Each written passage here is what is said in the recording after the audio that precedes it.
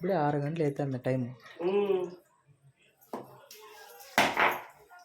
First మనం కొట్టేద్దాం ముందు మహిమాని పిలుచుకోం మనం కొట్టేద్దాం మనం ఫస్ట్. మళ్ళీ పెద్ద వాళ్ళు అందరూ వచ్చి లైన్గా కొడతారు వాళ్ళ ఇంట్లో వాళ్ళంతా. ఆ 2 పెట్టి మిగతావన్నీ ఒక గిన్నెలోకి పెట్టాడు. ఏంటి కన్నే పెడతా కూడా